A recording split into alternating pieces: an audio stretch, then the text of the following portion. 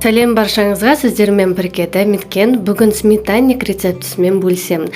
Келесі видеода қолжетімді ингредиенттерден торт дайындайтын боламыз.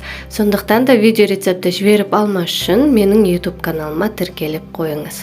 Ең алдымен қамырын дайындаймыз. Жұмыртқаға қантты қосып, жұмсақ сары майды саламыз. Егер де сізде салқын қатып тұрған сары май болса, онда алдын ала тоңазытқыштан шығарып қойыңыз. Осының бәрін 5 минуттай миксермен жоғары жылдамдықта шайқаймыз. Онға 1 шай қасық қопсытқышты қосып араластырамыз. Массаға ұнды електен өткізіп, осының барлығын жақсылап араластырып, қамыр елейміз. Бетіне салфанмен жауып, бір шетке алып қоямыз. Енді салмасын дайындаймыз. Қаймаққа жұмыртқа, қант, кукурузный крахмал, ванилинді салып, 1 келкі масы болғанша дейін венчикпен араластырамыз. Менің форманың диаметрі 26 см.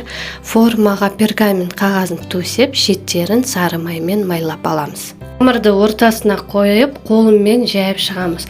Бортиктерін көтеріп, қамырдың бетін вилкамен тесіп аламыз.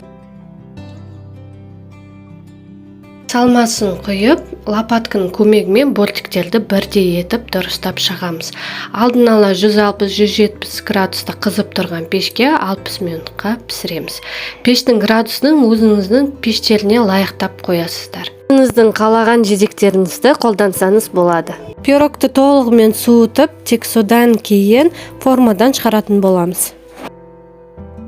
Осымен біздің сметанник пирогымыз дайын. Ас болсын. Видео рецепт ұнаған болса, достарыңызбен бөлісіп кетіңіздер. Және де менің YouTube каналыма тіркеліп қойыңыздар.